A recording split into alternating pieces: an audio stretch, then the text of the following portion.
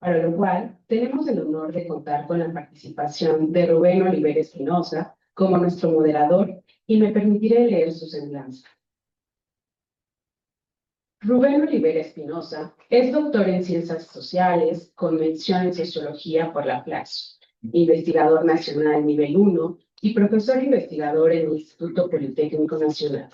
Ha dirigido 19 tesis de maestría y una de doctorado, además de impartir cursos en diversos posgrados. Fue coordinador de la red temática de CONACYT, Convergencia del Conocimiento para Beneficio de la Sociedad, y ha colaborado con la Agencia Espacial Mexicana, el Consejo Estatal de Ciencia y Tecnología de Hidalgo y el Centro de Ingeniería y Desarrollo Industrial. Consultor en Ciencia, Tecnología e Innovación por la CEPAL. Se especializa en cambio tecnológico e innovación con publicaciones en editoriales como Emerald, Elsevier y MDPA. Actualmente, coordina el proyecto de Ciencia de Frontera para democratizar el conocimiento y fortalecer la producción de vacunas. Y, por supuesto, es nuestro actual decano del centro. Bueno, muchas gracias. Muy buenos días a todos, todas. Gracias a nuestros panelistas, a la doctora Brenda Valderrama, que es una eminente investigadora del Instituto de Biotecnología de la UNAM, una persona activa y muy importante en la configuración de ecosistemas de sistema de ciencia y tecnología en México, muy fuertemente activa en el estado de Morelos.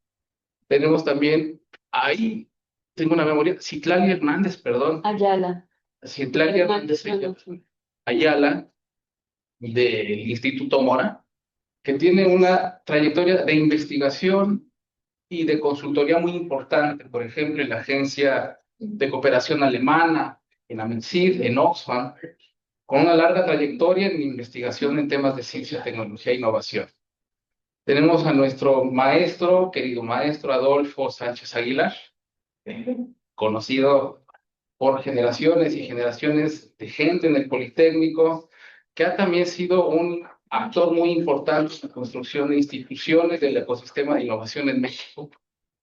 Y a la doctora Hortensia Gómez Víquez, que ha sido una compañera docente, investigadora, directora de este centro, en su momento directora de difusión científica del Politécnico, con una muy importante labor de investigación y de vinculación también con el contexto en el marco del ecosistema mexicano de innovación.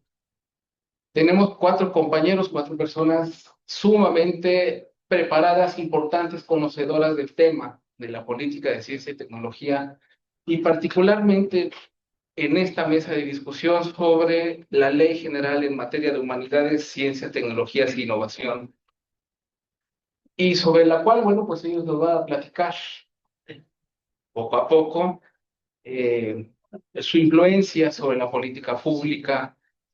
Nos van a señalar, nos van a comentar si le encuentran algunas virtudes, todas las carencias que pudiera tener, y qué acciones dentro del marco de la ley tal como está podemos realizar, llevar a cabo en los centros públicos de investigación, en las instituciones de educación superior, y bueno, también por supuesto, hacia dónde tendría en un momento dado que modificarse el marco de ley para mejorar o fomentar de manera más asertiva la actividad de ciencia, tecnología e innovación en nuestro país.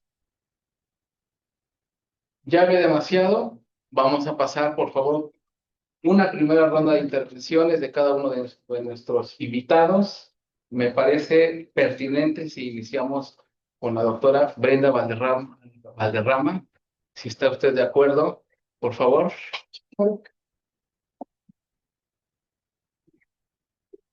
Antes que nada, muchísimas gracias a la directora, a la Aguilar y a todos ustedes por estar aquí, por la invitación. Me es muy grato compartir con los compañeros aquí en el podio y con ustedes estas reflexiones. Pues lo primero es reflexionar para qué sirve una ley. Las leyes son parte de nuestra estructura jurídica. Nosotros tenemos un sistema jurídico en el cual las leyes que se emiten desde la Cámara de Diputados y por lo tanto emanan de la sociedad a través de nuestros representantes electos, tienen dos funciones sustanciales. La primera es fomentar, hacer que las cosas ocurran. Y la otra es regular con esas cosas. Tenemos por ejemplo, como el Código Penal, donde se identifica cuáles son los delitos, y eso también es parte del mismo proceso, donde por la conformación y el bienestar social se define que hay actividades que no son permitidas dentro de la ley, que por tanto deben ser perseguidas y castigadas. Y en el otro extremo tenemos leyes totalmente propositivas, ¿no? Como las leyes para el espacio espacial o leyes de cómo queremos que México sea 50 o 100 años. Y todo esto es un gran abanico. La ley de ciencia cae como a la mitad, porque primero es una ley que incentiva y fomenta que la sociedad se eduque, se forme, genere conocimiento, desarrollo tecnológico, y que ese conocimiento se asimile en la sociedad. Pero por otro lado es una ley que regula cómo el gobierno debe hacer esto y qué es lo que esperamos del gobierno para que lo logre. Un ejemplo, la ley del 2012, que no es la mejor, pero es la que teníamos vigente, tenía como meta aspiracional que se invirtiera el 1% del PIB en investigación y desarrollo tecnológico a nivel nación. Eso es aspiracional, no es una obligación. Obligación sería si dijera el gobierno tiene que poner el 2% de su presupuesto anual en ciencia, que también se puede.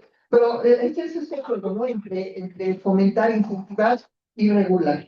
Y las leyes, hemos tenido 5 leyes históricamente en México, algunas mejores que otras. La ley del 2002, que estuvo vigente hasta el 2024, tenía algunos huecos que podemos discutir, pero tenía grandes aciertos. Y uno de los grandes aciertos que tenía era la parte financiera, el fomento. Tenía dos cosas valiosísimas, que eran instrumentos de fomento, que eran los fondos, y segundo, los vehículos de financiamiento, que eran los fideicomisos. Esas dos figuras permitían que durante muchos años, y mis compañeros de nuestra edad lo sabremos, porque yo mi carrera la hice bajo esa ley, había al menos 100 convocatorias cada año para proyectos entre sectoriales, institucionales, fondos mixtos y fondos regionales, ¿sí? Más las internacionales. Había 100 ventanillas abiertas en las que podía uno concursar. Y además, la existencia de los fideicomisos te permitía, primero, que tu dinero estuviera garantizado. Si te daban 3 millones de pesos, en el fideicomiso se etiquetaban 3 millones y se reservaban. Y te los iban a administrar, conforme, ya saben, ¿no? Los informes y tal, tal. Pero tú sabías que estaban los 3 millones. Y la otra cosa es que cuando te los entregaban, tenías un año completo para gastarlos. Esas son dos cosas que se perdieron. Primero, de 100 ventanillas solo tenemos una sola ventanilla cuando abre, porque durante años no abrió. Y segundo, tenemos que gastarnos el dinero de agosto a octubre. Y no se puede hacer nada fuera de ese periodo de tiempo.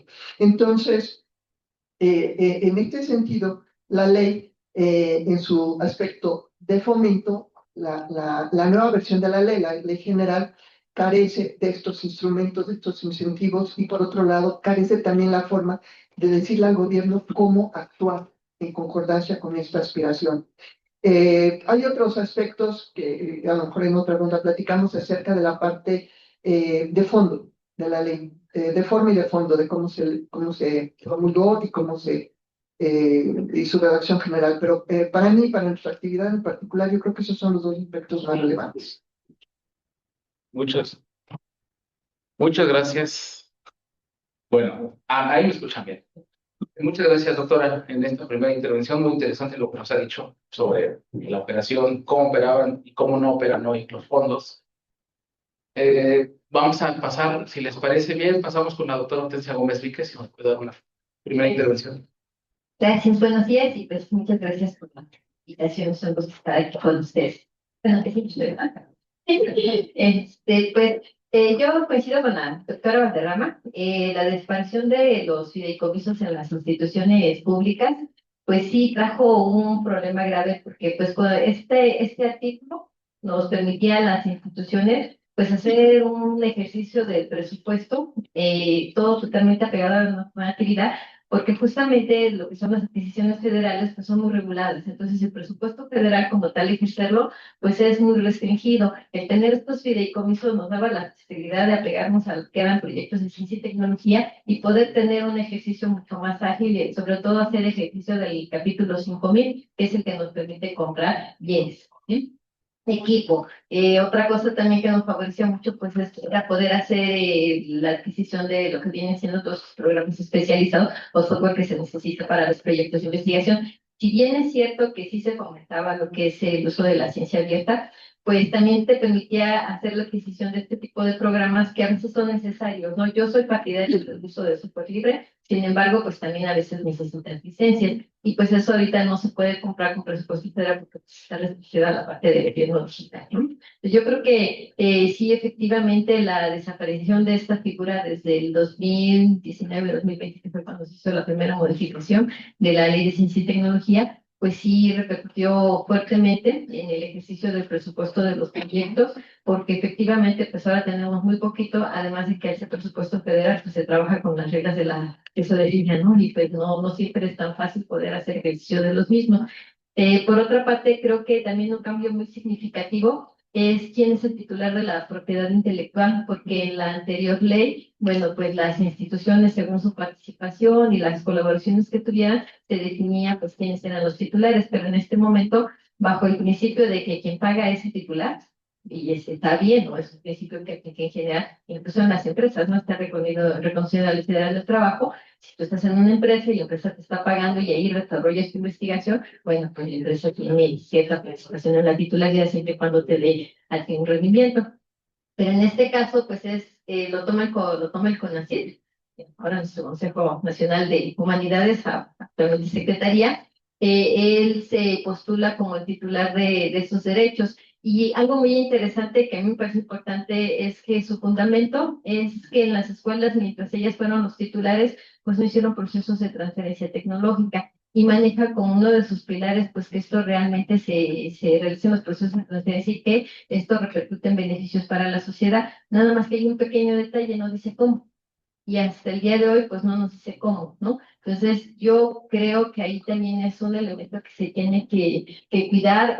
Actualmente con lo que son las conferencias, pues nos dan a conocer todos los temas que tratan y entre ellos, pues está justamente este tema de propiedad intelectual que están trabajando mucho con la Secretaría de Economía y con el INPI. Y sí se han acelerado los procesos para obtención de patentes, están trabajando en proyectos muy interesantes sobre inventores individuales para poder fomentar la transferencia de tecnología.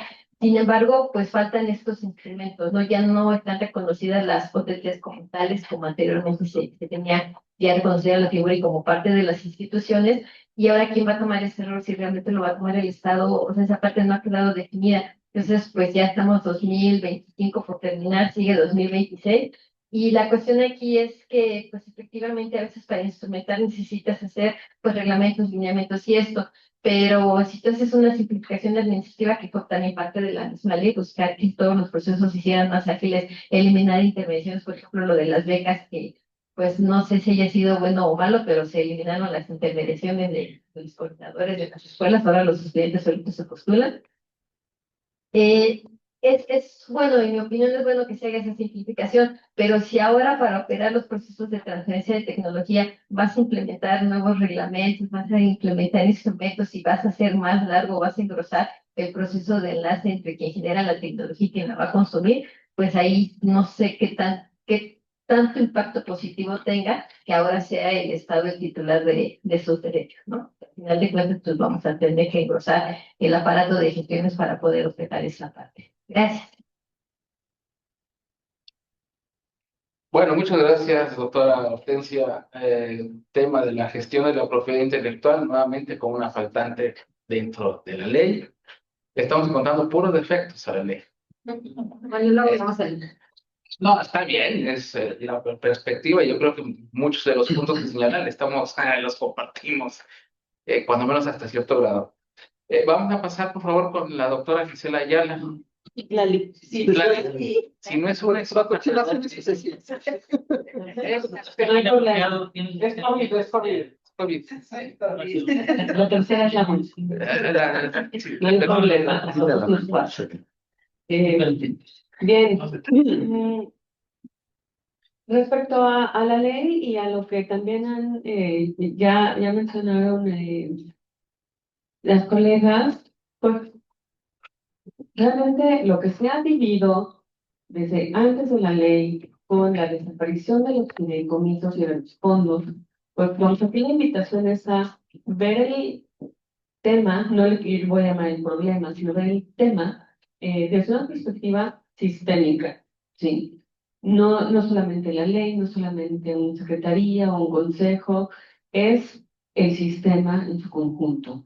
La desaparición de los fondos y de los fideicomisos sí afectó definitivamente la vida académica, pero también la vida en la administración pública, eh, por ejemplo, en los fondos de cooperación internacional.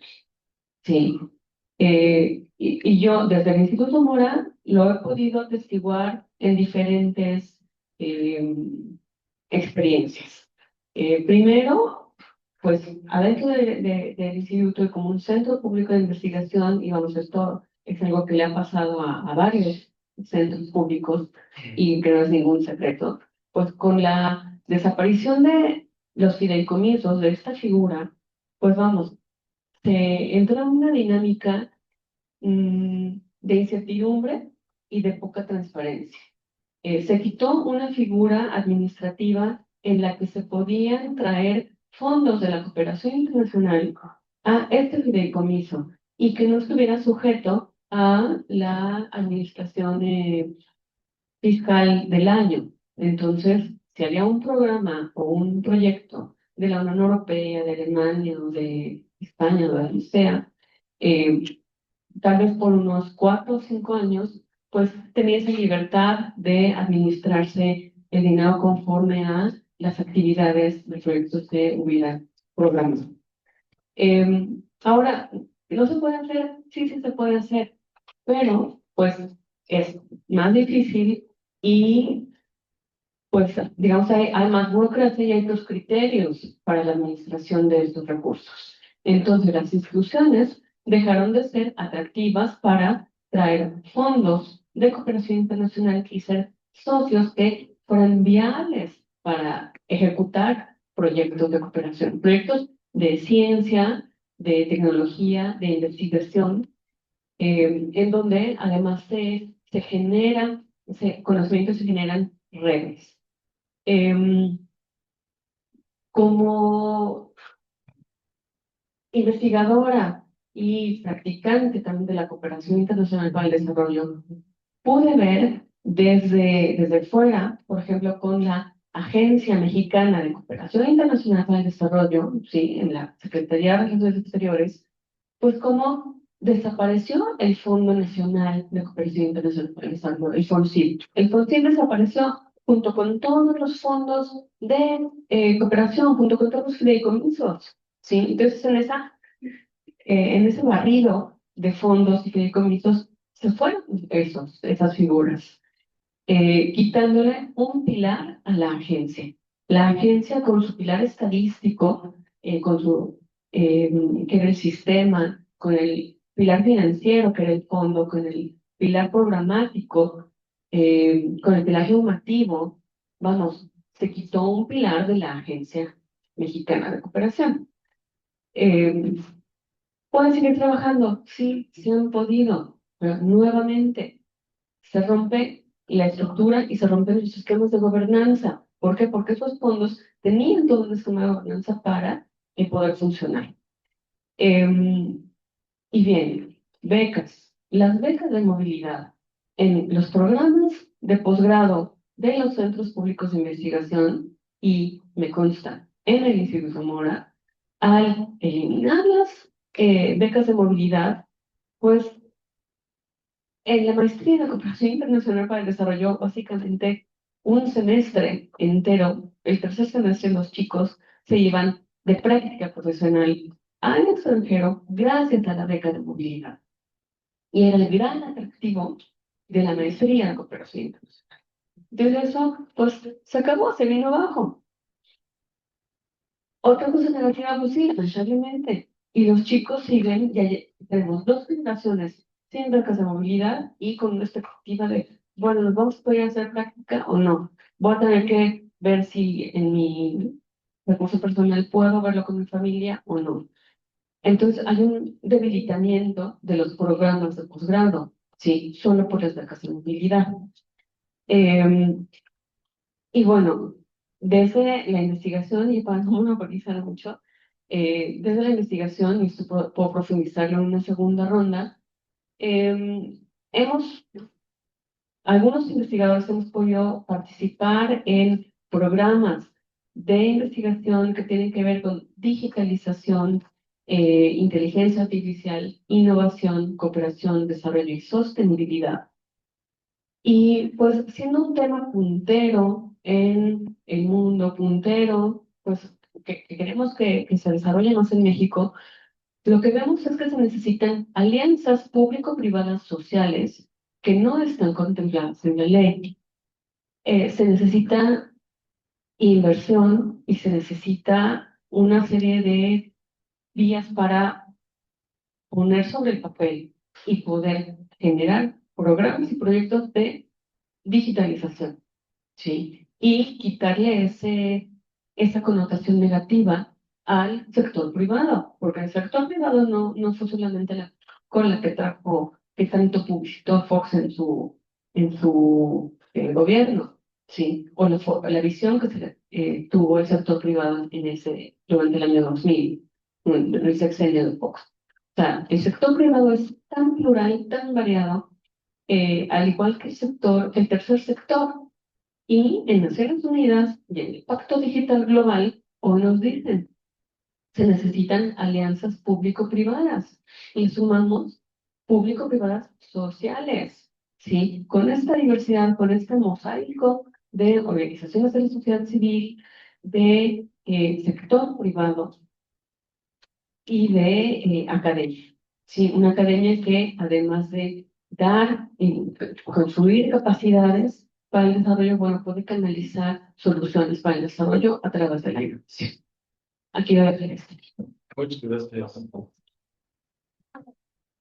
Muchas gracias. Maestro Adolfo, por favor. Sí, como no, muchas gracias. Antes que nada, también un agradecimiento aquí a la doctora Pilar por la invitación. Pero estamos aquí con mucho interés, pero este es un tema crucial para el país, el futuro de nuestra ciencia, tecnología e innovación. Yo voy a, más que hablar de la ley, de sus consecuencias, que es la política pública que finalmente queda expresada, ¿no? En forma concreta, ¿no? Y el primer capítulo de la política pública pues tiene que ver con precisamente la inversión que hacemos como país. Como comentaba la doctora Brenda, en algún momento el país se propuso como meta alcanzar el 1% del PIB en la inversión en estas actividades. Si bien hay que precisarlo, ¿verdad?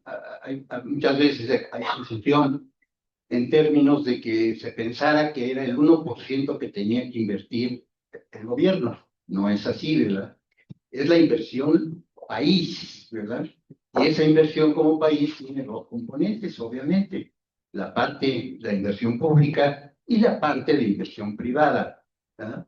En 1993, en uno de los diagnósticos más profundos que yo conozco, que hizo la OCDE, antes de que entráramos incluso como miembros a la OCDE como país, hizo un diagnóstico extraordinariamente detallado de cuál era la situación de la ciencia, tecnología e innovación en México.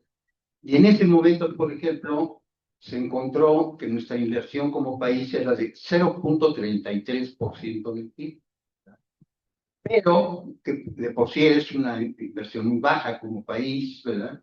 Ya en ese momento había países en donde, pues, con cierto desarrollo similar, pues invertían del 1%. A nivel Latinoamérica, Brasil, Chile siempre han estado por encima de nosotros, ¿verdad? Pero lo más tremendo, lo más impresionante que les produjo a estos expertos de la OCDE es que de ese 0.33%, solo el 20% era del sector privado. El 80% de la inversión en ese momento, en ese año, era inversión gubernamental, recursos públicos. ¿Qué nos decía eso? pues claramente nos hablaba precisamente del entorno en el que se movía esta actividad en nuestro país, cosa que definitivamente se ha desaparecido de los análisis y los diagnósticos, ¿verdad? ¿Qué quiere decir esto? Que en ese momento todavía México, su sector productivo, su sector industrial, no demandaba esfuerzos de ciencia y tecnología. Esa es la realidad, ¿verdad? Vivíamos un esquema de oferta, de crear instituciones con la idea de que en algún momento iban a ser importantes en el desarrollo de ciencia, tecnología e innovación, ¿verdad? Bueno, ese contexto del mercado, ¿verdad?, cambió radicalmente, ¿verdad? La nueva ley no contempla el de que México ya es otro país, ¿verdad? En donde de 5,000 millones de dólares que exportábamos en esos años, en los 80, 90 como país, ahora exportamos 500,000 millones de dólares. Es una cosa tremenda, somos una potencia manufacturera, ¿verdad? Se ha dado un cambio en la realidad completa del país, ¿verdad? Y eso se refleja también en este gran indicador de la inversión nacional. De ese punto 33, y después de haber planteado esta meta de alcanzar el 1% como país, ¿verdad?, se hicieron esfuerzos en los gobiernos posteriores al año 2000, ¿verdad?, llegando en el 2012 más o menos al punto máximo que hemos alcanzado, que es del 0,5% del PIB, ¿verdad? Pero un dato muy interesante era que de ese 0,5 ahora prácticamente la mitad era del sector privado, ¿verdad? ¿Qué quería decir? ¿En qué ha invertido el sector privado desde entonces? Bueno, en algo que a lo mejor no nos hemos dado cuenta, en la creación de cientos de centros de investigación y desarrollo, centros de innovación del sector privado. Para empezar, las transnacionales, no hay una sola empresa transnacional que no tenga ya sus centros de investigación aquí, porque les sale más barato, ¿verdad? Las grandes empresas mexicanas, todas casi sin excepción, tienen centros de investigación, algunas son transnacionales incluso, ¿verdad? NEMAC, por ejemplo, tiene centros de investigación en varias partes del mundo. El sector privado ha cambiado radicalmente, ¿verdad? Por supuesto también ese cambio, ¿verdad?, desafortunadamente ha ido, como nos comentan las compañeras, ¿verdad?, en una reducción del presupuesto de la inversión pública, ¿verdad? A tal punto que hemos caído ya, no hay ahorita datos, otro de los elementos que fue borrado pues del esquema de nuestro sistema, es la encuesta que hacía el INEGI en relación precisamente de datos de qué estaba pasando con esta inversión, sobre todo en el sector privado. En el sector público pues tenemos los datos sin ningún problema a través de los presupuestos de ingresos, ¿verdad? Pero el sector privado había que averiguarlo, ¿verdad? Y se perdió esa encuesta, la última fue en 2017, ¿verdad? ¿Sí? Entonces, ese es el primer indicador de la situación, ¿verdad? Un cambio radical en la demanda potencial. Hay una demanda potencial no satisfecha en el sector privado, en todos estos centros de investigación que se están creando todos los días. En los últimos 10 años en Querétaro se crearon como 100 centros de innovación de empresas, ¿verdad?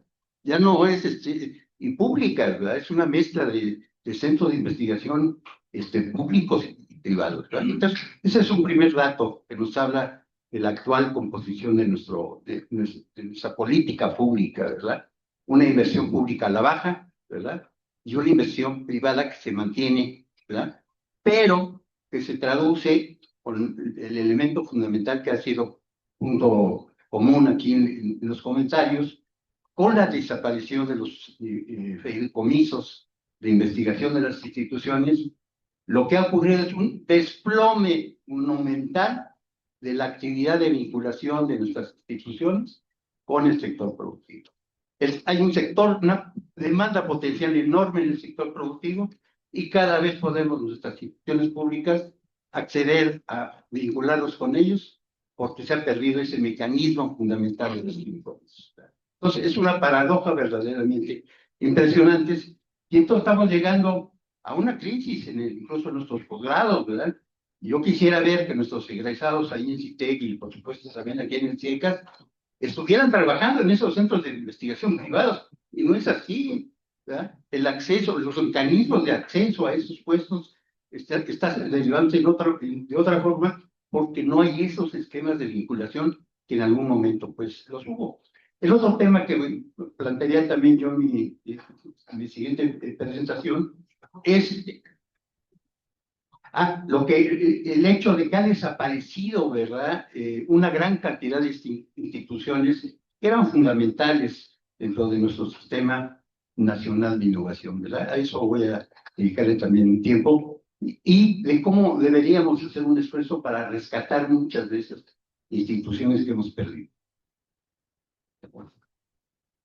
Bueno, muchas gracias. En esta primera ronda, esta ley no sale nada bien parada, por supuesto. Voy a lanzar una provocación. La provocación es la siguiente. No sé qué, ha cambiado mucho la ley, por supuesto, ha modificado mucho el sistema de ciencia y tecnología, pero el déficit de balanza de pagos tecnológica en México es persistente y desde hace décadas. Crece más el patentamiento de extranjeros en México que de mexicanos. Quienes patentan son instituciones de educación que históricamente no han sabido transferir tecnología, por mucho que hubiera OTTs y todo. Y un tercer dato es que al final de cuentas este país no crece. Y no crece en parte porque ha tenido ley de ciencia y tecnología, pero no ha tenido política de fomento industrial. Sin eso un país no crece. Entonces, mi consulta ahí, mi pregunta es, ¿el problema es la ley o cómo ha operado, cómo opera, cómo se concibe el sistema de ciencia y tecnología? ¿Alguna? Adelante, por favor. Gracias. En mi primera participación dije que la ley del 2002 no es la mejor, la que nos tocó y que tiene grandes aciertos, en particular el tema del fondo del financiamiento. Una de sus debilidades, y no solamente fue la del 2002, sino la del 99, fue que se perdió justo la vinculación entre ciencia, tecnología e industria. En la ley anterior, en la del 85, se había una visión muy clara. De su momento, digamos, en cuanto a la sustitución de importaciones, modernización tecnológica, etcétera, que era la política industrial de esa época, pero sí había muy claro una vinculación entre lo que debería financiarse o lo que debería fomentarse en el ámbito científico, cómo ese conocimiento científico se podía trasladar al desarrollo tecnológico y cómo ese desarrollo tecnológico debería estar limitado a las áreas estratégicas de la industria nacional. Cuando llega Ernesto Zedillo, que ustedes saben cómo llegó en medio de una crisis política, Ernesto Zedillo no pintaba para presidente. La secretaria de Educación estaba muy contento ahí. Y por azares del destino, acaba el presidente, porque era el único del gabinete que no había renunciado, que había renunciado a su puesto para cuando mataron a Colosio. Y acaba siendo presidente. Y entonces Zedillo se asoció, o en el tema científico no traía proyecto, y entonces lo que hizo fue retomar algunos proyectos que tenía la SEP.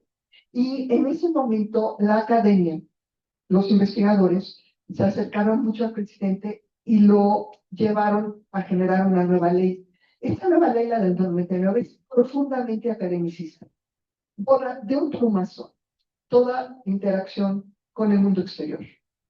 Cierra y colapsa el sistema científico, lo vuelve endogámico y de esa manera rompe la tradición que ya traíamos de 20 años de vincular ciencia y tecnología en su momento a su ritmo. No digo que hubiera sido un cambio de paradigma, pero el instrumento estaba que permitía conectar las tres cosas. La ley del 99 lo desaparece del todo. La ley de 2002 lo regresa pálidamente, ¿sí? Descafeinadamente. Porque sí, vuelve a abrir la puerta a través de la vinculación con la industria, pero no vuelve a vincular la ciencia con la tecnología, con la industria. De hecho, a no ser esta participación que comentamos hace rato en la sala, donde la Secretaría de Economía y el CONACYT tenían que compartir la política en innovación, era la única mesa, y era una mesa a la que nunca iba el secretario, ¿sí? Entonces, se perdió y no se retomó nunca. Ahora, por otro lado, tampoco se volvió a hacer una política tecnológica en México. desde el 85. En el 99 se pierde y no vuelve a aparecer hasta ahora. La Secretaría de Economía está muy enfocada a sus 5 o 6 áreas, y que que son las exportadoras, por cierto. Para economía, sus estrategias, sus áreas prioritarias son las exportadoras, no las de consumo interno. Esas las ve como de segunda categoría. Las exportadoras lo orientan como, pero ya tuvimos grandes éxitos como el aeroespacial, que es un gran caso de cómo se pueden hacer bien las cosas, y yo creo que es un ejemplo de lo que podemos hacer. Y ahí se acaba. Todo lo demás nunca se vuelve a reestructurar, nunca se le vuelve a dar un marco conceptual, no se le vuelve a dar un marco normativo, no se le incentiva de ninguna manera. Y lo que estamos viendo es que la industria extranjera en México es muy buena para exportar, por eso nos deja márgenes de ganancia marginales. Por otro lado, la industria mexicana se vuelve exportadora, pero sobre todo, yo estoy muy en el área farma, farmacéutica, por mi trabajo en la Secretaría de Vinculación del Instituto de Biotecnología. La industria farmacéutica depende 99% de la compra pública. En el momento que el gobierno decide ya no comprarle a la industria nacional, sino privilegiar la industria de exportación, se desploma la industria farmacéutica nacional. Y se acaba de dar, hace poco acaban de publicar una nueva política para la industria nacional, vamos a ver si logra rescatarla. Pero lo que es cierto es que la desvinculación fue tremenda. Y les digo, excepto en casos muy puntuales, como el caso aeroespacial, no se volvió a hacer ningún esfuerzo, y ya estamos hablando del 99 ahorita, para volver a vincular la ciencia con la tecnología, con la industria. Bueno, y por supuesto que la nueva ley tampoco lo propone, ¿sí? Ni siquiera lo acepta. Claro, sí. No hay una sola mención en toda la ley a una vinculación que no sea con el sector social. Bueno, en este punto yo estoy totalmente de acuerdo que una ley no hace el sistema nacional y no, ni tampoco va a instrumentar por sí mismo a todos los actores que pueden participar, ya sea que los consideramos de manera tangible, todo clásico, o lo concibamos como intangible, ¿no? Bueno, sin embargo, la ley, pues como bien comentaban, pues genera incentivos, y el no generar incentivos también es una forma de hacer política. Entonces, pues yo estoy de acuerdo que todas las leyes pues pueden tener ventajas, pueden tener desventajas, pero en esta ley en particular yo creo que hay que reconocer que un aspecto muy importante es que se desprende desde la Constitución que la ciencia y la tecnología deben de ser de acceso para toda la sociedad, ¿no? Eso es, yo creo que algo que sí es muy importante que se haya reconocido y que quede en la ley, y que a todos nos obliga a realizar actividades de divulgación y de ver que efectivamente nuestras investigaciones tengan algún impacto, porque también es cierto que los mismos incentivos te llevaron a crear patentes porque era el indicador que te ganan. O sea, si a ti te dicen, tienes tanta cantidad de dinero y lo que me tienes que entregar es una patente, tú vas a sacar una patente. Y si te piden un modelo de utilidad, tú vas a sacar un modelo de utilidad. Y si te piden un derecho de autor, tú vas a sacar el derecho de autor. Pero no te pidieron ¿no? Entonces, pues sí es cierto que existen un montón de, bueno, la proporción de patentes internacionales respecto a las nacionales, pues no es, pues hay proporción mínima la participación de los mexicanos para la generación de patentes. Y de hecho, en un ejercicio de relacionar el Producto Interno Bruto con la generación de patentes, pues no hay relación. O sea, efectivamente, las patentes desarrolladas por los inventores mexicanos, por las instituciones en México, pues es un comportamiento que no explica en nada el Producto Interno Bruto. O sea, eso es conocido y está publicado en muchos estudios, ¿no? Pero lo que sí es cierto es que no necesariamente necesitas patentes para que haya desarrollo tecnológico, que esa es otra cuestión. O sea, hay un montón de elementos que te da la propia ley de propiedad industrial y que no son aprovechados. ¿Por qué? Porque las leyes deberían de ser complementarias, no estar separadas. Habría que tener una política que obligue a esa relación, ¿no? Pero también hay que ver pues, cuál va a ser esa política, porque lo que yo comentaba hace un momento, si para hacer la transferencia de tecnología ahora desde el Estado, desde la Secretaría, vas a poner todo un cuerpo burocrático a trabajar, tú vas a estar difícil, ¿no? O sea, ¿cómo vas a lograr, ¿no? Quitarle la propiedad, bueno, no quitar, finalmente quien paga el desarrollo pues, tiene derecho a ser el titular, ¿no? Bueno, entonces, el ya no dejarle los derechos a las escuelas porque no lograron esos procesos de transferencia, creo que ya era muy importante evaluar qué era lo mejor, que ahora tú te generes tus propios mecanismos o aprovechar las capacidades que ya estaban creadas, porque si bien no eran perfectas y no se lograron todos los procesos de transferencia, como bien dices tú, pues las escuelas se caracterizaban por tener altos indicadores de patentes porque eran los que calificaban y no necesariamente por los procesos de transferencia. Y hay muchas patentes que están en un estado muy básico, todavía no son técnicamente viables ni mucho menos económicamente viables para llevarlas a la industria. Y en esa parte sí tenían razón algunos de los investigadores que te decían, bueno, es que tampoco es que tenga que tener un impacto inmediato.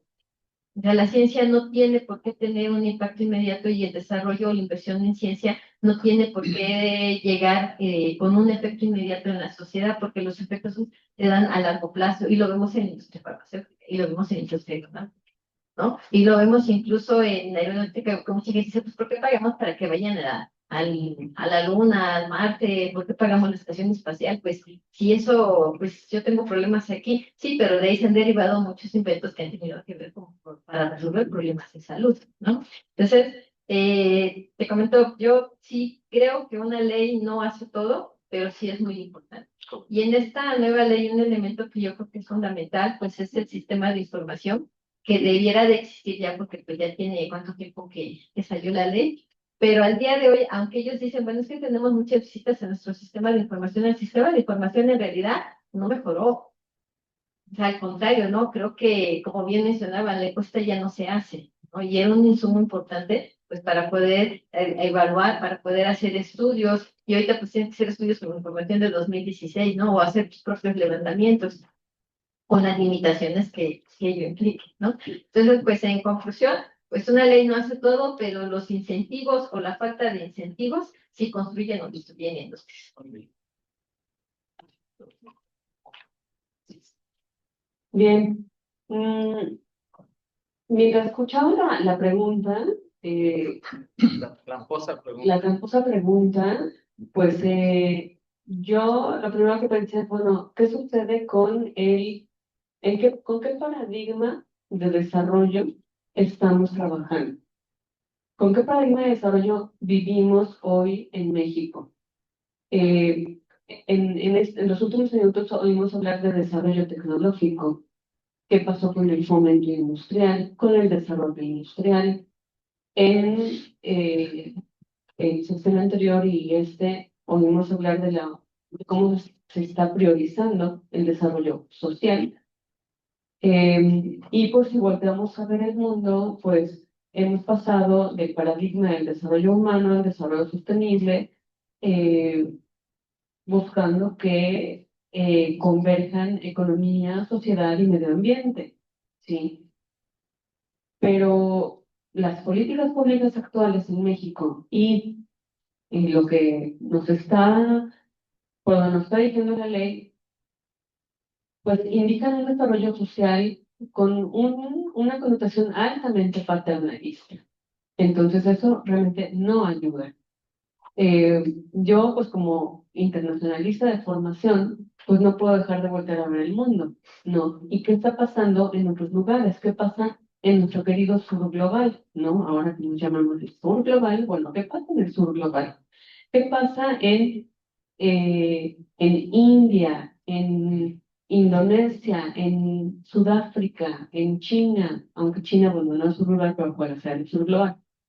Eh, el paradigma de desarrollo va por otro lado, va hacia la inteligencia artificial, hacia la digitalización, sin detrimento del desarrollo económico y social, ¿sí? Entonces, nos ha hecho falta esta convergencia real entre lo social, lo tecnológico, bueno, y en los cómo está la respuesta. Nosotros que trabajamos en el MORA, desde el MORA con la Agenda 2030 para el Desarrollo Sostenible, pues desde 2015 que se empezó a trabajar con el tema, pues llevamos 10 años comprobando que el desarrollo sostenible, pues sí, se oye muy bonito, pero vamos a los municipios en México y no coincide, no comulga con este desarrollo sostenible y su concepto de desarrollo es otro, ¿sí? Volteamos a ver el comercio exterior y también es diverso en México. y hacia dónde podemos estar con un comercio exterior de vanguardia y hacia una innovación, más cuando no hay una inversión importante en ciencia y tecnología. Entonces, nuevamente, ¿dónde está la inversión?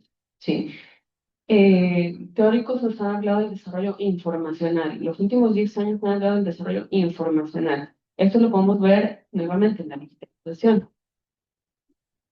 Entonces, en este crisol de paradigmas, bueno, es necesario, pues, tener políticas públicas que sí se comprometa con la sociedad, pero no en detrimento de un fomento industrial y de un desarrollo tecnológico, ¿sí? Entonces, creo que hace falta una definición, una visión estratégica y una definición muy, muy, muy, muy clara.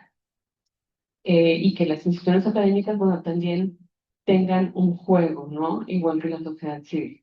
Así lo dejo. Muchas gracias.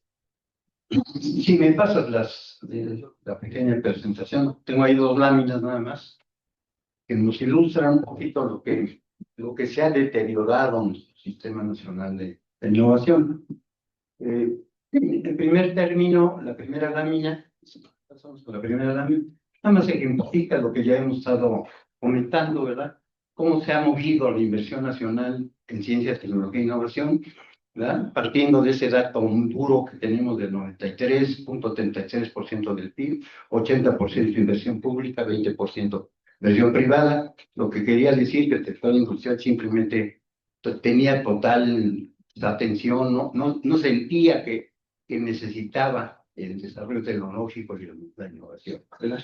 Y como eso va cambiando, ¿verdad? Llega a este punto máximo que decíamos del punto 5, ya con una distribución casi pareja entre público y privada, y cómo viene después el desplome en los últimos años, ¿verdad? Y cuidado, ¿verdad? Porque si esta tendencia sigue, vamos a llegar, ahorita se estima que andemos en punto 3, es decir, regresamos ya al 93 en términos de inversión en ciencia y tecnología e innovación, ¿verdad? Y si esta tendencia sigue, vamos a llegar al punto 12. Sería visualmente catastrófico lo que se puede ver hacia el futuro. La siguiente, ¿en dónde se ha traducido esta baja inversión? Pues ha afectado nuestro Sistema Nacional de Innovación, básicamente, por un lado, como ya se mencionó, en la parte de financiamiento con la desaparición de los fondos y de los programas que se tenían para estímulos a la innovación, particularmente el famoso PEI, que le daba un incentivo fundamental a las empresas para invertir en proyectos de innovación tecnológica, apostándoles el 70% del costo del proyecto. Tal vez el valor era muy alto, ¿verdad? Esa fue la principal razón para desaparecer el PEI, ¿verdad? E incluso ahí participó mucho la parte académica también, señalando que no era correcto que los fondos públicos estuvieran utilizando en financiar y apoyar al sector privado. Sobre todo porque al momento de establecer los reglamentos no se podía o no se quiso, no sé, ¿verdad? Diferenciar que los apoyos fueran principalmente para pequeñas empresas. Entonces, ¿quién se llevaba el grueso de los fondos? Pues digo, lamentablemente eran las empresas más grandes, ¿verdad? Las que tenían incluso la capacidad de tener áreas de gestoría para hacer esa presentación de los proyectos y obtener el apoyo de CONACYT, ¿verdad?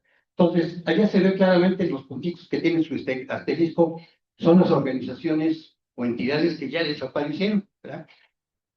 Como nos dice Brenda, en el grupo de organismos que establecen la política pública, el gobierno, un cambio fundamental que tenemos ahora es, como nos decía, la desaparición del panorama de ciencia, tecnología e innovación de la Secretaría de Economía. Se habían dado pasos muy importantes, la creación de un comité intersectorial en materia de innovación. El que establecía la política pública en innovación tecnológica era la Secretaría de Economía a través de ese comité, y la vicepresidencia de ese comité la llevaba CONACYT. O sea, claramente se ponía el énfasis de quién debería, que son los que tienen el contacto con el sector productivo, economía, ¿no? Actualmente Economía desapareció del mapa, ya no hay ese comité, desapareció el Instituto Nacional del Emprendedor, en fin, ¿verdad? Economía se ha quedado totalmente al margen de esto, que no puede ser, ¿verdad? Es la Secretaría que está ligada directamente al mercado, ¿verdad? A las empresas, ¿verdad? Entonces, esas son también pérdidas muy importantes. Y luego, por otro lado, en parte, pues, de organismos de apoyo han ido desapareciendo una serie de organismos y organizaciones que realmente costaban muy poco, que no tiene sentido argumentar que había que economizar ahí. Uno de ellos, por ejemplo, es el Premio Nacional de Tecnología, ¿ya? Era un mecanismo muy importante para promover el crear sistemas, ya no solo proyectos, sistemas de gestión tecnológica en las empresas. El único pero que se le podía poner al PNT es que pues no llegaba, el alcance no llegaba mucho, ¿verdad? Eran 100 solicitudes anuales, en fin, pero era un estímulo, ¿verdad? El ver, se publicaba todo un folleto de las empresas ganadoras, se difundían esas buenas prácticas de las empresas que ganaban el premio, eso desapareció, ¿verdad?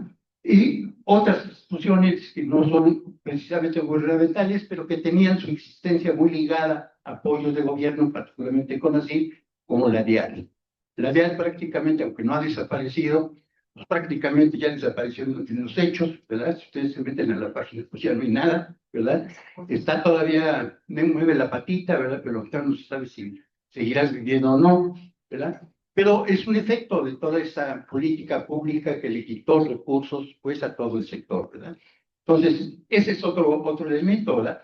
En la parte ya no, en lo que yo todavía, en la parte de capacidades tecnológicas, ¿verdad? Un sector que se ha deteriorado tremendamente, ¿verdad? Son muchos de los grandes institutos nacionales de ciencia y tecnología que tiene este país, ¿verdad? Un caso dramático, porque yo trabajé ahí muchos años, es lo que era el IE, Instituto de Investigaciones Eléctricas, que ahora es INEL, ¿verdad? De una institución de referencia de avanzada, ¿verdad? Está reducida ahora, o sea, casi al tamaño de un centro CONACYT, ya el Chatecú, por ejemplo, ya es igual de grande que el IE, ¿verdad? Es una tristeza lo que ha pasado, ¿verdad? ¿Por qué? Pues porque perdió precisamente su sentido, ¿verdad?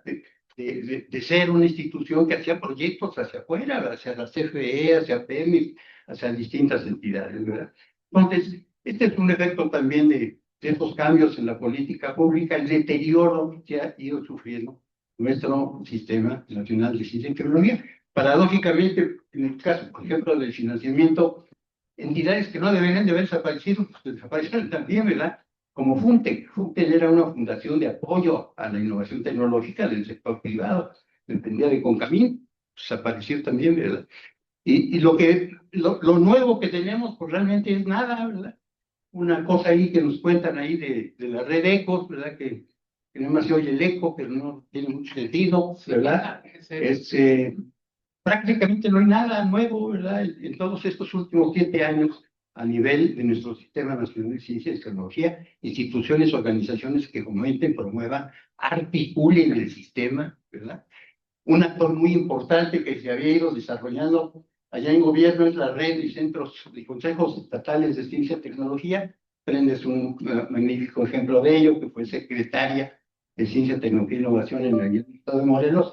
Era todo un programa, toda una línea de acción interesante y al momento pues prácticamente han desaparecido la mayor parte de estas entidades con honrosas excepciones, ¿verdad? Estos consejos han ido en plena decadencia, ¿verdad? Entonces tenemos un deterioro muy importante, ¿verdad?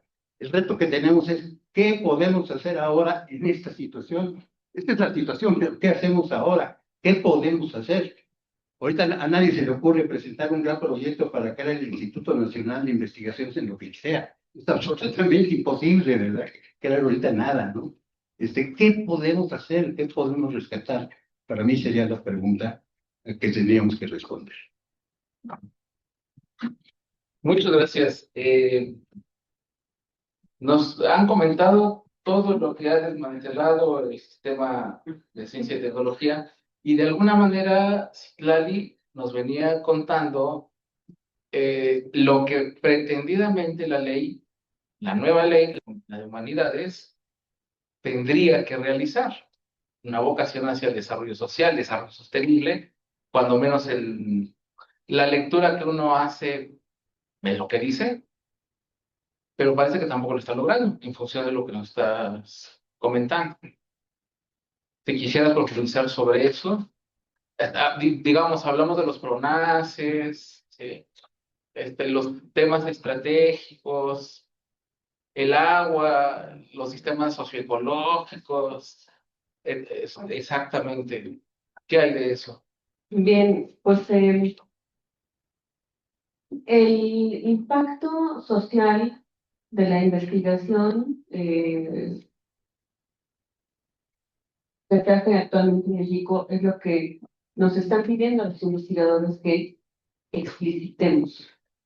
Ok, la investigación está muy bien, pero ¿cuál es el impacto social? Y pues realmente hay diferentes reacciones frente a esa solicitud, frente a esa demanda expresa del gobierno. Porque, pues, mis compañeros historiadores dicen, bueno, ninguna. Mi impacto social no es ninguno, ¿sí? O puede que lo sea, pero tiene que pasar una serie de procesos y una serie de medios de divulgación para que llegue a la sociedad, ¿sí?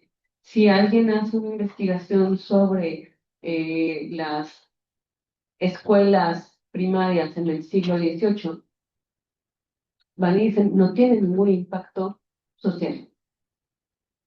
La investigación que hacemos los de cooperación internacional, bueno, puede que tengan alguno más, pero más allá de eso, creo que el punto no está tanto en que tengamos material para responderles, sino qué es lo que van a, qué es lo que van a canalizar, qué es lo que van a fomentar e impulsar desde la ley y desde los mismos centros. O sea, la pelota no está en nuestro tejado y quieren que esté en nuestro tejado. Sí, pero la pelota realmente correspondería al gobierno con una estrategia más abarcadora, más integral, eh, y no tanto en que tengamos nosotros un impacto social o no. Las líneas de investigación que hemos tenido toda la vida, o sea, yo tengo 23 años en el Instituto Moral. Honestamente, nunca había visto que nos marcaran línea como país, honestamente. Y aprovecho la libertad académica que se da en este espacio. Eh, Dicen, bueno, están los pronazos y están la investigación que tiene que ir sobre estas 5 líneas, ¿no? Entonces hablan de pobreza, de agua, de medio ambiente. Pues yo la verdad es que no trabajo ni pobreza ni agua ni medio ambiente. Entonces ya por definición estoy descartada, ¿sí? O tendría que forzarme a investigar sobre eso, ¿no? Y además con la connotación que al gobierno le interesa. Entonces, ¿dónde queda la libertad académica? La libertad de investigación, de opinión, de divulgación. Entonces, sí hay eh, pues sí sentimos coartada nuestra libertad de investigación por ese lado. Mm, Sabemos que hay prioridades, sí. Una cosa es tener prioridades y otra es que la investigación se impulsa de manera exclusiva en las líneas de interés del Plan Nacional de Desarrollo.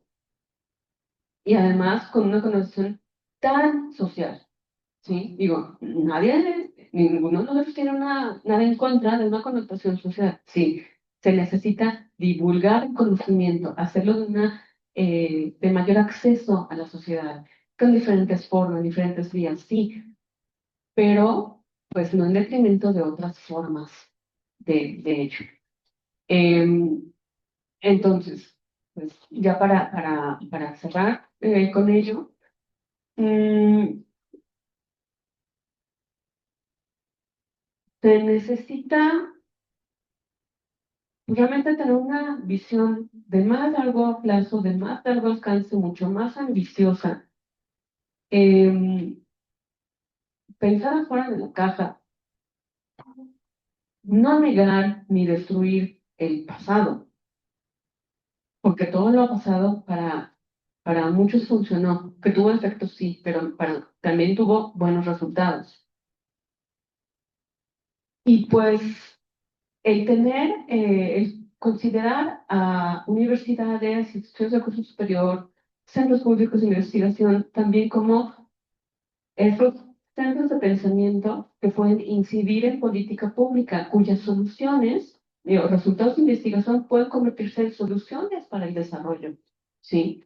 Y bueno, yo tengo una ponencia que no puse, pero que dejo al CIECAS para que la puedan revisar, si quieren en otro momento la podemos platicar, pues donde básicamente los últimos 2 años pude constatar cómo en otros países de África han trabajado a través de alianzas público-privadas sociales con universidades y con financiamiento de la cooperación internacional para que los drones se puedan usar como herramientas tanto para el desarrollo de capacidades digitales como para solucionar problemas de agricultura, salud, prevención de desastres, ¿sí? En países de África. Y los drones, pensando en soluciones de desarrollo, hay experiencias similares en Guatemala, en El Salvador y en algunas partes de México.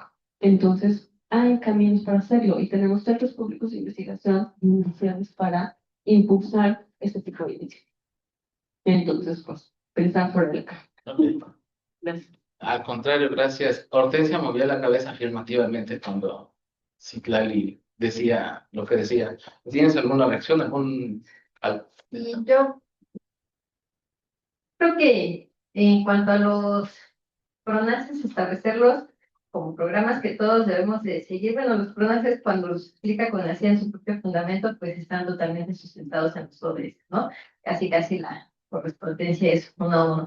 Y cuando uno ve este tema de las tecnologías sustentables, por ejemplo, la Organización Mundial de la Propiedad Intelectual, que tiene su base de patentes, pues igual así por cada ODS tiene sus patentes.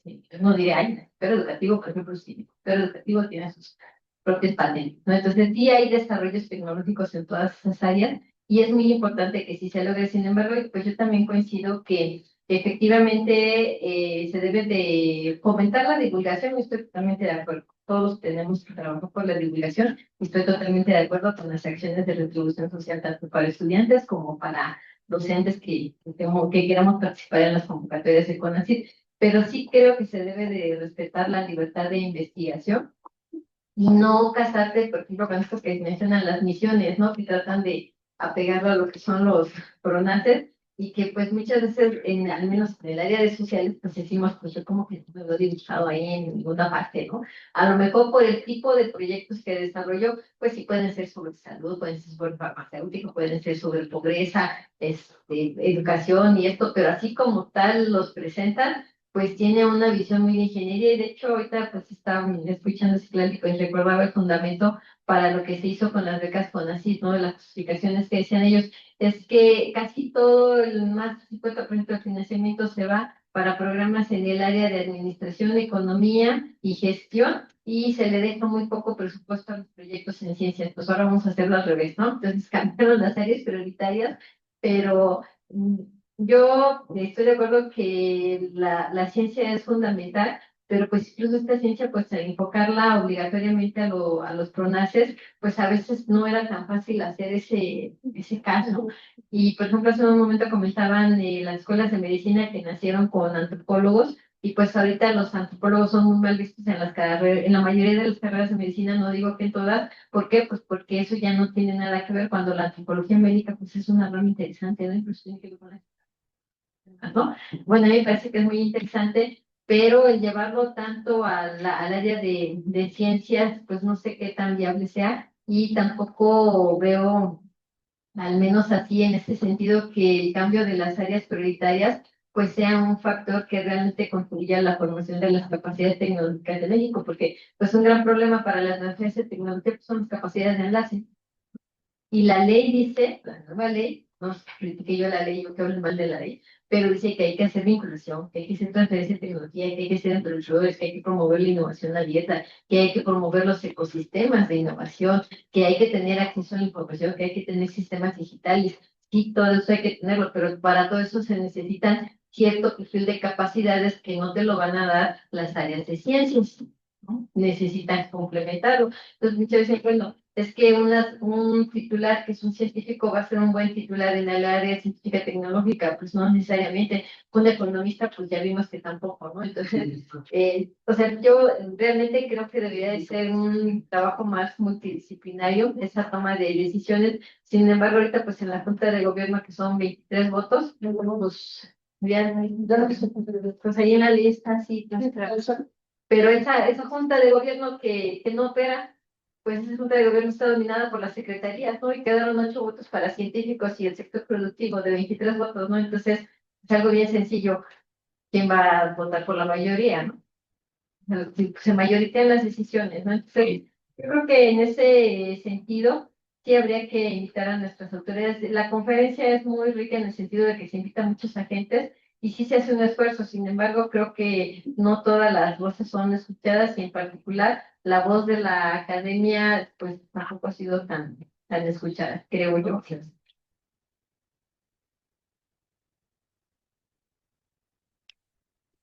¿Quieres hacer algún comentario, doctora, por favor? Sí, es que A ver, nomás una cosa muy cortita sobre divulgación de la ciencia. La divulgación de la ciencia parte de una falacia y es el déficit de conocimiento. O sea, asume que a la sociedad le falta conocimiento científico, lo cual no es necesariamente cierto. Al contrario, lo que vemos es que las sociedades con mayor conocimiento científico se vuelven las más reactivas. Por ejemplo, ¿dónde están los movimientos antivacunas? ¿Dónde están los movimientos terraplanistas? ¿Dónde están los movimientos negacionistas del cambio climático? En las sociedades con mayor conocimiento científico. Parece que es otro fenómeno, que no es solamente el déficit el objetivo de la divulgación científica, cubrir ese déficit, sino tiene que haber un elemento de calidad también. Y por otro lado, yo sí creo, y lo defiendo, que lo que hizo el CONACYT con H, de haber renunciado a su obligación de la divulgación científica y haber sido delegado a todos sus beneficiarios de programas sociales, donde ahora los obligados a cubrir la obligación del CONACYT con H somos nosotros, lo único que ha llevado es un montón de simulaciones. Enormes simulaciones. Yo soy evaluadora de proyectos y ahí observas la simulación. Hay grandes casos de éxito muy valiosos, pero la mayor parte ni le saben, ni le entienden, ni lo quieren. Y lo inventan. Y entonces perdemos, porque entonces al público lo que le llega es una versión distorsionada y alejada de la verdadera divulgación científica. Entonces, para mí, no debería ser obligación ni de los estudiantes ni de los investigadores, sino de la secretaría o de quien esté al mando, en colaboración con nosotros, pero en ese orden. Pero regreso al tema de la ley de ciencia, que yo sí critico, y fundamentalmente por 3 razones, que están todavía en la Suprema Corte. La primera, porque es violatoria de los derechos humanos, porque excluye a todos los estudiantes e investigadores de instituciones privadas que siguen siendo mexicanos y sujetos de todo derecho al acceso a los recursos en función de sus capacidades y sus habilidades. Primera situación que está en la Suprema Corte. Segunda situación, que rompe el pacto federal. Una ley general, por definición, es una ley de coordinación entre órdenes de gobierno. Tenemos grandes ejemplos. La Ley General de Salud es una buena ley general, donde le dice exactamente a los 3 órdenes de gobierno qué les toca en el cumplimiento del derecho humano a la salud. Y cada quien sabe lo que le toca y sabe lo que tiene que financiar y bailan bien. La Ley General de Educación superior funciona más o menos bien. La Ley de Ciencia no. ¿Por qué? Porque es absolutamente centralista. Viola el pacto federal. Por eso hay al menos 2 impugnaciones de parte de gobiernos estatales en contra de esta violación al pacto federal. Y la tercera es la de forma. Es cómo se aprobó la ley. La ley se aprobó violando todos los preceptos de participación social. Se hizo violentando un acuerdo para los parlamentos abiertos. Yo estuve ahí, fui a todos los parlamentos, se violentó en la última sesión de Parlamento Abierto, donde el presidente de la comisión pidió un receso porque no había acuerdo. El presidente de la Cámara literal fue y se paró atrás de él hasta que volvió a reactivar la sesión, parado atrás de él. Lo obligó a reactivar la sesión. Y en esa sesión, por supuesto, pues se mayoriteó y se mandó ipso facto al Senado. Eso fue un martes o miércoles, ¿sí? En el Senado no pasó por comisiones, sino que en el Viernes Negro, en ese momento se hizo una sesión alterna de comisiones en la cual además no había quórum. Y entonces a una senadora que se había ido de comisión le obligaron a que mandara su renuncia en ese momento por fax o por correo electrónico, lo que sea, que mandara su renuncia, entró la suplente 1 hora y se revirtió. Y entonces se aprueba en el Pleno con una sesión falsa. Entonces, hay 3 motivos por la cual la ley no debiera ni siquiera haberse publicado. Independientemente si los fideicomisos y los CONACES y todo eso, son 3 razones de peso que están en la Suprema Corte y que han recibido controversias constitucionales y una infinidad de amparos y que se tendrán que resolver. Gracias. Temas cuándo se van a hacer resolver. De agosto, Sí, le ponemos la presentación, Daniel. Ahora sí, la tercera lámina, sí. Ante este panorama francamente desolador, repito, la pregunta es, ¿qué podemos hacer? ¿Cambiar la ley? Olvídense, ¿no? Pero yo creo que sí, sobre todo como parte pues, de la sociedad civil, deberíamos de rescatar muchas de las cosas, ¿verdad? Y realmente argumentar y demostrar las falacias que se utilizaron para eliminar muchos de estos organismos que han desaparecido, empezando por lo que hemos estado totalmente de acuerdo los 4, que es la desaparición de los fideicomisos. Esos fideicomisos tienen que volver a aparecer si no queremos, ¿verdad?, que la vinculación academia-industria simple y sencillamente sea un sueño guajiro. Nada más les doy un dato. Hace más o menos 10, 12 años, el Politécnico generaba 2,000 millones de pesos autogenerados que iban al fideicomiso y que permitían hasta financiar proyectos, hasta crear capacidades científicas, ¿verdad? Ahora no llegamos ni a 200, ¿verdad? Nada más para que se den una idea, ¿verdad? Si no restauramos esos fideicomisos, es muy difícil operar la vida. Eso no tiene ningún costo, es una falacia que se hayan eliminado porque había corrupción, jamás demostraron que había corrupción en ningún lado. Por lo pronto, desde el punto de vista del Politécnico, aquello funcionaba perfectamente con auditorías, con toda transparencia, ¿verdad? Esa sería una de las primeras cosas que había que rescatar, ¿verdad? La otra, ¿verdad? Economía tiene que volver a tomar su papel, ¿verdad? No puede ser, ¿verdad? El tema de innovación en una dirección general vinculado con otros temas. Así que importante es la innovación tecnológica para la Secretaría de Economía. Eso no puede ser, ¿verdad? Ahí definitivamente yo creo que sí tendría que haber alguna presión también social, ¿no? La industria, ¿verdad? A que hubiera pues una atención por parte de Economía, programas específicos que fomentaran la innovación, ¿verdad? El PNT y la DIAS, ¿verdad? Yo los invito a que los rescatemos, ¿verdad?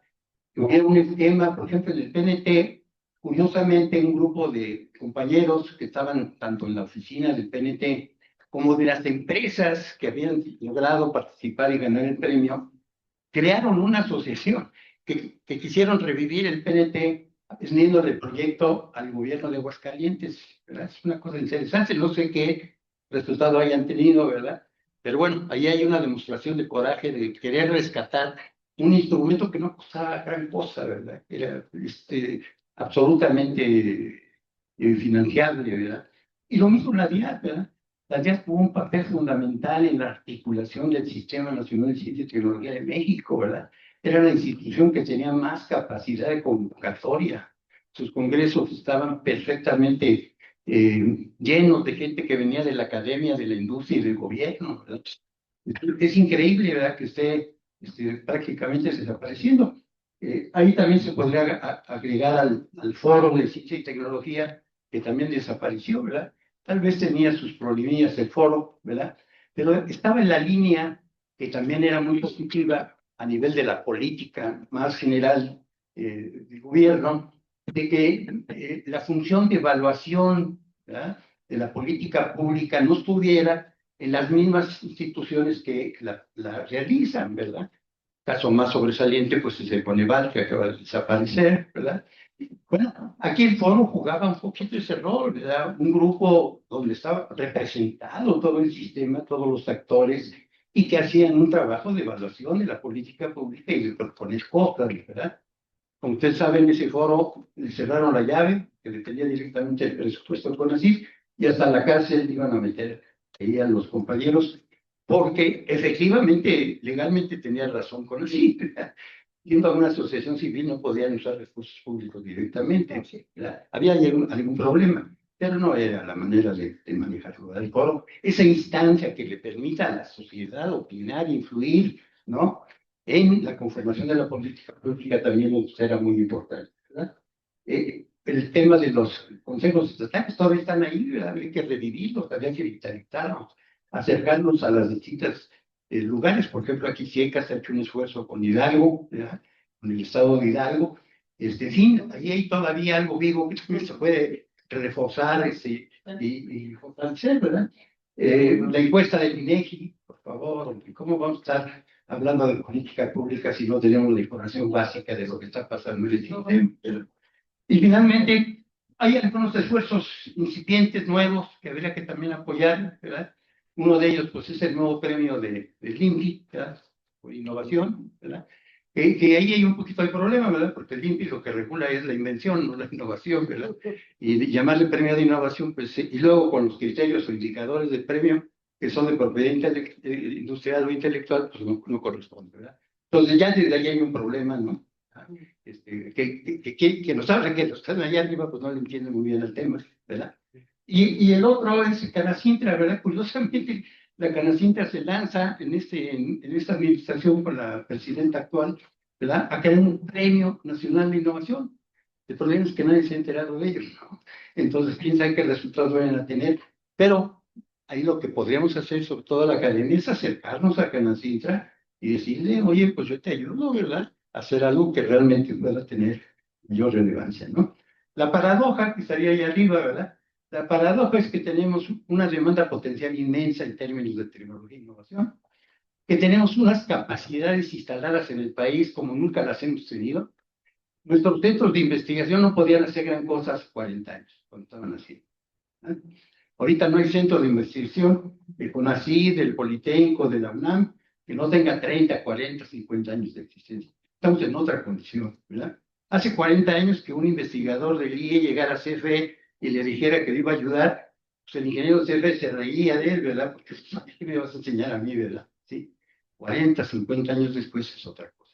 Cuando se ha desarrollado conocimiento, desarrollo tecnológico, etcétera. Entonces tenemos una capacidad increíble. Bueno, 46,000 investigadores nacionales del SNI tenemos. 46,000, ¿no? El único problema para el tema nuestro de innovación es que no inventan, ¿verdad? Tenemos investigadores que no inventan. O sea, es tristísima la cantidad de resultados en términos de innovación tecnológica.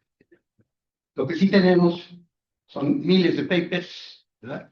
Y ese es otro problema que tenemos, que es el más difícil tratar, ¿verdad? Porque indudablemente el Sistema Nacional de Investigadores pues, es un gran factor para el desarrollo, la formalización de nuestra investigación, ¿verdad? Indudablemente, ¿verdad? Ahorita estamos en el lugar 28 a nivel país en términos de publicaciones científicas. O sea, no somos una potencia científica, pero ya estamos en términos bastante comparables con muchos países. Pero volteen al tema de patentes de innovación y pues estamos en la calle. Bueno, en el tema de patentes hay una cosa interesante, ¿verdad? Se ha comentado, ¿no? Las patentes que se solicitan al INPI, las solicitudes de patentes, ¿verdad? Solo el 6-7%, depende del año, son solicitudes de organismos mexicanos, ¿no? Entonces, individuales, ¿verdad? Todo lo demás son las empresas las que están solicitando las patentes, pero ahí hay un área que sería interesante explorar, ¿Cuántas de esas patentes que aparecen a nombre de Ford, de este, del otro, de tal empresa, no son producto, ¿verdad?, de desarrollos de mexicanos que están en sus centros de investigación? Eso sería una parte interesante que nos podría ayudar también a recuperar un poco el optimismo. Seguro, ¿eh? El talento mexicano está detrás de muchas de esas solicitudes de patentes que están solicitando las empresas transnacionales y las grandes empresas, ¿verdad? Sí. Entonces, es una paradoja, ¿verdad? Una demanda potencial enorme, una capacidad instalada extraordinaria, pero que si no está ese vínculo, ¿verdad?, si no se construyen estos mecanismos para que puedan retroalimentarse, ¿verdad? No es que le vayamos a resolver a los problemas a la industria tiene que resolverse por sí misma, es con la sinergia que produce esos trabajos, ¿verdad? Bueno, una de las cosas curiosísimas, ¿verdad? Uno de los, el famoso, ¿verdad? Una de las virtudes que tenía extraordinarias, ¿verdad?, es que ponía como requisito que la empresa que recibiera el apoyo de CONACYT para hacer su proyecto de innovación tecnológica estaba obligado a una parte del proyecto a hacerla con un centro público de investigación, ¿verdad? Sí, ok, sería. No te preocupes, Adolfo. Me están pasando preguntas acá del público. Tenemos muy poquito tiempo, entonces, y si pudieran ser respuestas muy concretas, por favor, Adolfo. Gracias. Aquí no sé, ¿no?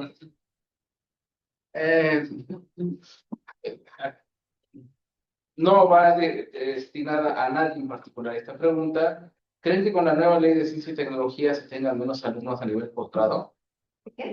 ¿Se tengan menos alumnos a nivel posgrado? La realidad es que hay menos. La realidad es que No sé qué es producto de la ley, pero la realidad es que hay menos alumnos que nivel posgrado. sí.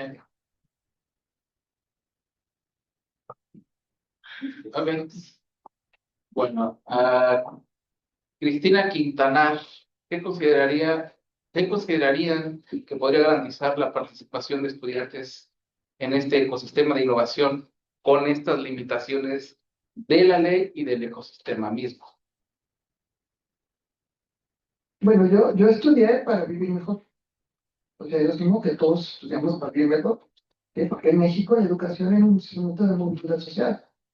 ¿Sí? Y todos estamos orgullosos de ser los primeros en la familia en tener un doctorado, una maestría, una licenciatura. Y eso fue mi generación. El problema es que en México la calidad de vida se topó esa movilidad social. Y actualmente tener una carrera no te garantiza vivir mejor que lo que vivían tus papás. Es el paradigma de México de los 70, de los 80, hasta de los 90.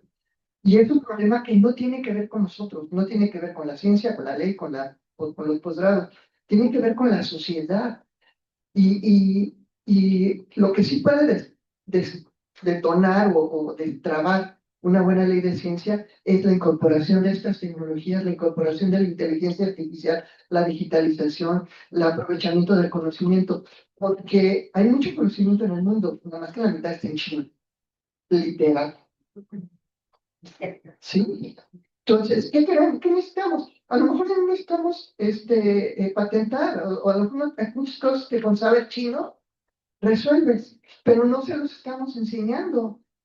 Los queremos educar como nos educamos nosotros en un México que ya no existe. Yo creo que eso lo perciben y lo reciben. Ok. Sí, pues en el mismo sentido, yo creo que un gran problema es, bueno, los estudiantes pueden participar, no pueden incorporarse en los posgrados con o sin beca, que antes era, pues todos seguro tenían una beca, ¿no? Pero un problema que yo percibo también es cuando ellos egresan, porque pues dónde se van a emplear, ¿no? Si el aparato productivo se está restringiendo y estamos viendo una posible crisis económica, pues va a ser complicado. Y si tenemos instituciones públicas que ya no están creciendo, pues también es otro, porque crece la matrícula, no la planta docente. Entonces, eso también es una realidad. Y las plantas docentes de las instituciones públicas, pues dependen de la federación. Y si la federación no autoriza más plazas y no las ha autorizado en algunos años, pues es muy complicado que estos jóvenes se incorporen a esta masa crítica, lo cual pues también va deteriorando el proceso de formación, porque pues si nosotros tenemos cierta edad, nos vamos actualizando y en la medida de que nos actualizamos, aprendemos, aunque ya tenemos nuestros años, aprendemos las inteligencias artificiales, las incorporamos a los procesos de aprendizaje, pero también llega una edad en la que vas en declive, ¿no? Y si no se renueva esta masa crítica, pues entonces la masa crítica que vaya quedando de más edad, pues también ese va a ser el nivel con el que va a formar a los estudiantes, ¿no? Y ahora un requisito para dar becas al extranjero es que tienen que regresar y tienen que retribuir algo al país, como empleándose, pero no les dicen que les van a dar un empleo.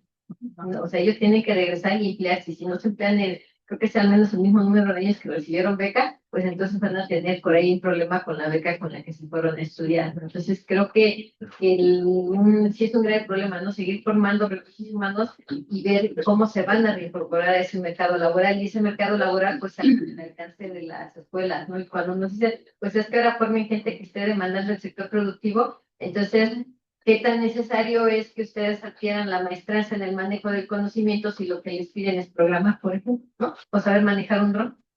Entonces, está difícil.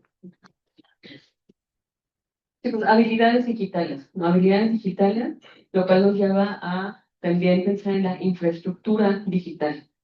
Y pues ahí nos encontramos con otros problemas para responder en corto. Ok.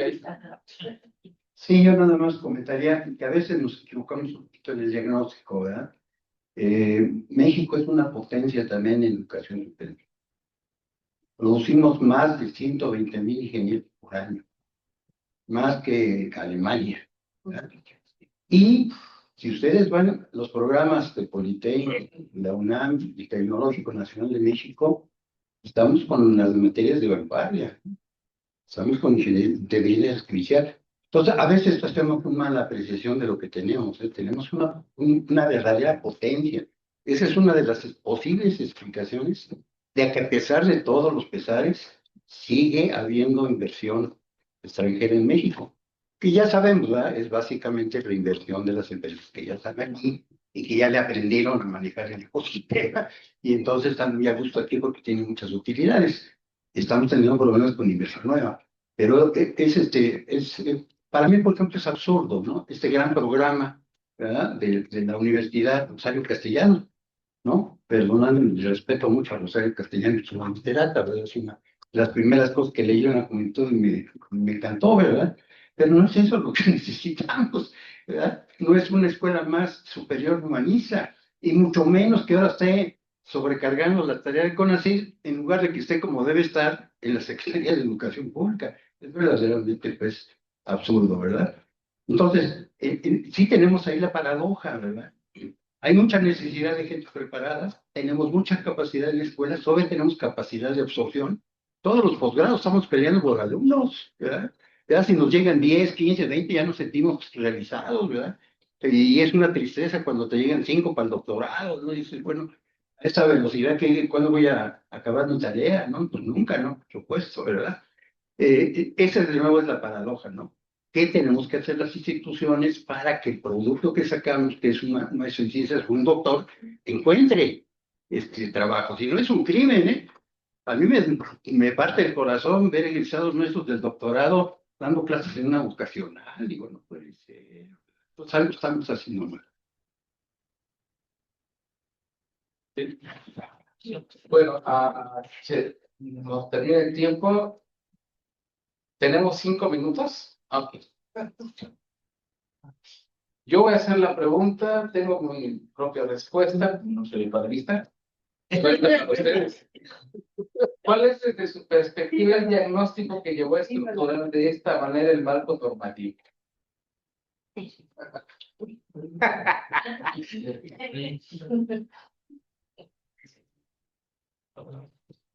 La endogamia fue nada más consultar consigo misma y con las 3 personas a su alrededor. No escuchó a nadie más. Ok. ¿Sí? Es una ley que con la primera versión y la del diario oficial no se le cambió una coma. Yo creo que ese es su gran gran caso. Y bueno, eso se refleja también cuando uno revisa el diagnóstico que sustentó a la ley, pues varias de sus fuentes son la mañanera. Y aquí dice, bueno, Que está grabando. Se aprobó una ley que desde el principio estuvo, pues, formulada al servicio de un partido. Sí, adicional a esto, que es la razón más importante que han mencionado, está el no comprender la diferencia de la naturaleza de la actividad científica y de la actividad tecnológica de innovación. La anterior directora, cuando así llegaba a decir, ¿verdad?, que la ciencia iba a resolver los problemas nacionales del país. Es una frase que no tiene desperdicio. O sea, la ciencia lo que hace es entender mejor los fenómenos que existen para a su vez después buscar soluciones. Pero en el momento que te pones a buscar soluciones, ya no estás trabajando en ciencia, estás trabajando en tecnología e innovación. El no entender ese concepto es parte de la sociedad que vivimos, ¿verdad? Pensar que la ciencia resuelve los problemas, espérate, la ciencia es un gran instrumento que vas a usar para resolver los problemas, por supuesto, ¿verdad? Pero es algo más. Incluso el lema ese de conocimiento es una barbaridad, ¿verdad? La ciencia genera el conocimiento, la tecnología y la innovación lo aplican. Es una barbaridad, ¿eh? No entender eso es una barbaridad. Resolver los problemas implica no solo usar la ciencia, sino usar el ingenio, la experiencia y muchas otras cosas. Es mucho más que nada más usar la ciencia. Ese concepto está plasmado en todo el programa de CONACYT, ¿verdad? Regresamos al CONACYT de 1970. Los primeros sexenios de CONACYT fue una institución científica que así se pensaba, que la ciencia iba a resolver los problemas, ¿verdad? Y entonces fue un CONACYT que fomentó básicamente el impulso de la ciencia, ¿verdad? Tomó conciencia CONACYT ya en el segundo o tercer periodo de su dirección de que tecnología e innovación son otra cosa, ¿verdad? Que tiene otra dinámica, otros métodos, etcétera, ¿verdad? Ese es lo que yo le agregaría a esto que le llamó endogamia a la doctora de manera muy benevolente, ¿verdad? Sí, pero más bien es soberbia, ¿verdad? Pensar que se sabe y que nadie le puede enseñar nada, ¿verdad? Esa es la gran realidad. Bueno, muchas gracias. Muy buena esta discusión por nuestros cuatro panelistas. Y ha estado mejor que ¿verdad? En francés. Bueno, gracias, muchas gracias.